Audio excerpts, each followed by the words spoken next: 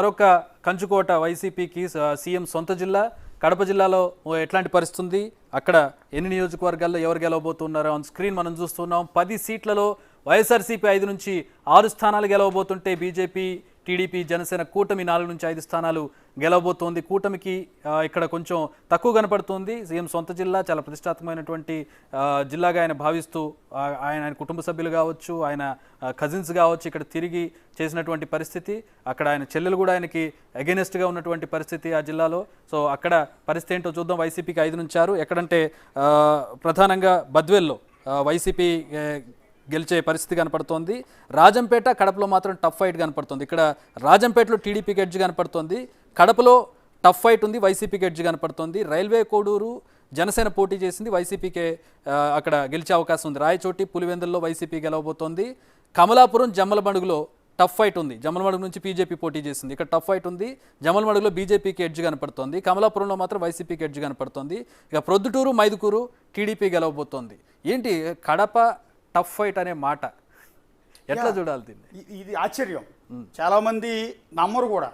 ఒక విధంగా వైసీపీ కార్యకర్తలు ఎవరైనా చూస్తుంటే అది ఎగ్జిట్ పోల్స్లో మా వాళ్ళు చేసింది పక్కా రిపోర్ట్. అది మేము సొంత పైచ్యంతో చెప్తున్నది ఏం కాదు. కడప జిల్లా అనగానే వైసీపీ, అప్పట్లో రాజశేఖర్ రెడ్డి, ఇప్పుడు జగన్మోహన్ రెడ్డి, వాళ్ళు తప్ప ఇంకొకరు ఎవరు గెలవరు అనుకుంటారు. కానీ ఈసారి క్లియర్ కట్ మెజారిటీ 1-2 సీట్లు వైసీపీకి ఉన్నప్పటికీ అది ఎదురు దెబ్బ. ఎందుకంటే పోయిన ఎన్నికల్లో ఒక్క సీటు కూడా టీడీపీకి రాలా. గతంలో జమ్మలమడుగు లేకపోతే ప్రొద్దుటూరు ఇలాంటి నియోజకవర్గాల్లో టీడీపీకి పట్టు లేదు. గతంలో 2014 ప్రొద్దుటూరు నియోజకవర్గం టీడీపీ గెలిచింది.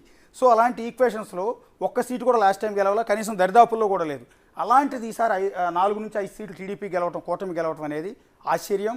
వైసీపీకి షాక్. ఈ ఒక్క జిల్లా క్లీన్ స్వీప్ చేయగలిగిన వాళ్ళకి అత్యధికమైన పట్టున్న ఆ జిల్లాలో టీడీపీకి 4 నుంచి 5 సీట్లు రావటం అంటే ఆశ్చర్యం. ఇక్కడే గెలుపుని డిసైడ్ చేస్తుంది. టీడీపీ కూటమి అధికారంలోకి రాబోతుంది అనడానికి సైన్ ఏంటంటే కడప జిల్లా. ఇందాక మనం గోదావరి జిల్లాలో ఎవరు గెలిస్తే వాళ్ళు అనుకున్నామే, కానీ వాళ్ళ కంచు కోట లాంటి ఆ కోటను బద్దలు కొట్టి టీడీపీ కూటమి ఈసారి 4 నుంచి 5 స్థానాల్లో గెలవబోతోంది. అంటే అక్కడే క్లియర్ కట్ కడపలో టఫ్ ఫైట్ తీసుకొస్తుంది. కడప టౌన్లో ఇక్కడ షర్మిల ఈక్వేషన్ ఉంది, ప్రభుత్వం మీద వ్యతిరేకత ఉంది. పర్టికులర్గా ఇందాక నేను చెప్పిన రెడ్ల ఈక్వేషన్ చాలా ఎక్కువగా ఉంది. మన రెడ్డి, మనోడు, మనం గెలిపించుకోవాలి అని కడప జిల్లా రెడ్లు కావచ్చు, రాయలసీమ రెడ్లు, ప్రతి ఒక్కరు అందరూ కలిసికట్టుగా పనిచేశారు. కానీ ఈసారి వివేకానంద రెడ్డి మర్డర్ కేసు అత్యంత కీలకం. ఇది ఒక్క జిల్లా కాదు, ఎంటైర్ రాయలసీమలో రెడ్ల ప్రాబల్యం ఎక్కువగా ఉండే ఎంటైర్ రాయలసీమ 4 జిల్లాలతో పాటు నెల్లూరు జిల్లా. ఇందాక మనం నెల్లూరు జిల్లా గురించి మాట్లాడుకున్నప్పుడు ఇది డిస్కస్ చేయాలి. అక్కడున్న రెడ్లలో కూడా వ్యతిరేకత మొదలైంది. వివేకానంద రెడ్డి హత్య కేసు మొదట్లో చంద్రబాబు మీద ఆరోపణలు చేయడం, ఆ తర్వాత సిబిఐ అది చేయించింది అవినాష్ రెడ్డి ఫ్యామిలీ అని చెప్పడం, స్వయంగా రాజశేఖర రెడ్డి సోదరుడిని ఇంకో సోదరుడి కొడుకు హత్య చేయించాడు అనేది సిబిఐ తేల్చడం, ఆ తర్వాత షర్మిల అదే ఫ్యామిలీ నుంచి బయటకు వచ్చిన షర్మిల బయటకు వచ్చి ఓపెన్గా చెప్పడం, ఇవన్నీ చూసిన తర్వాత రెడ్లలో వ్యతిరేకత వచ్చింది. అంటే ఎన్నికల ముందు సింపతి కోసం వివేకానంద రెడ్డిని, మంచివాడిని, మహానుభావుని మర్డర్ చేయించారు అన్న ఈక్వేషన్ నెగిటివిటీ తీసుకెళ్ళింది. ఎందుకంటే కడప జిల్లాలో కూడా ఈసారి తిరుగుబాటు చేశారు ఓటర్లు కూడా. అది వివేకానంద రెడ్డి మర్డర్ కేసు అనేది ఎంటైర్ జిల్లా మొత్తం చూపించింది. దాని ఈక్వేషనే ఇప్పుడు మీకు టీడీపీ ఎక్కడెక్కడ గెలవబోతోంది. ఒకటి బద్వేల్లో వైసీపీ గెలవబోతోంది, ఎస్సీ కాన్స్టిట్యున్సీ బీజేపీకి ఇచ్చారు. రాజంపేట టీడీపీ గెలవబోతోంది, అక్కడ ఆల్రెడీ సిట్టింగ్ ఎమ్మెల్యేని మార్చారు వీళ్ళు. తర్వాత కడప టౌన్లో టీడీపీ గెలవబోతోంది. టఫ్ ఫైట్ ఇచ్చినా కూడా టీడీపీ గెలవబోవడం అనేది చాలా రికార్డ్. అది షర్మిల ఈక్వేషన్ ఉంది, వివేకానంద రెడ్డి ఈక్వేషన్ ఉంది, రెడ్ల ఈక్వేషన్ ఉంది.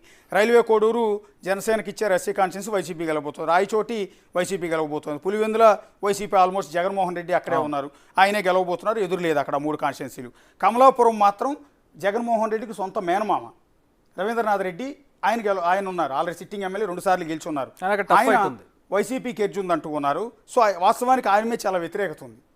కమలాపురం రవీంద్రారెడ్డి మీద ఆయన మీద వ్యతిరేకత ఎక్కువ ఉంది. అది మేము ఖచ్చితంగా గెలుస్తామని టీడీపీ చెబుతోంది. సో అక్కడ వైసీపీకి ఎడ్జ్ ఉంది. ఇక జమ్మలమడుగు ఆదినారాయణ రెడ్డికి అత్యంత పట్టున్న ప్రాంతం ఆదినారాయణ రెడ్డికి. సో ఈసారి ఆయనే బరిలోకి దిగబోతున్నారు. సో వైసీపీని ఓడించబోతున్నారు. అది బీజేపీ తరఫున బరిలోకి దిగారు ఆయన. సో గతంలో 2014లో ఆయన వైసీపీ నుంచి గెలిచి టీడీపీకి వచ్చినట్టున్నారు యాక్చువల్లీ. సో ఈసారి ఆయనకున్న పర్సనల్ ఇది, ఆయన మీద ఉన్న సింపతి, అక్కడ ఆయన గెలవబోతున్నారు.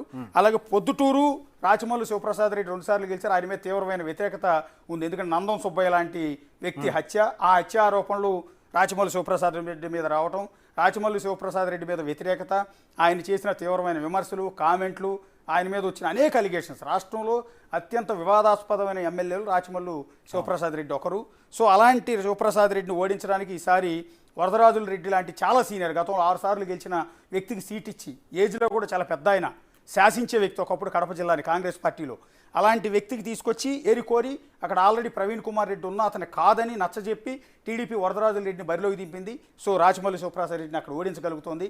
కడప జిల్లాలో ఈక్వేషన్స్ ఏదో వివేకానంద రెడ్డి మర్డర్ కేసు ప్రభావంతో టీడీపీకి లాభం చేకూరబోతోంది. 4-5 స్థానాలు మైదుకూరు కూడా టీడీపీ గెలవబోతోంది. రైట్. ఇక కడప నుంచి మనం కర్నూలు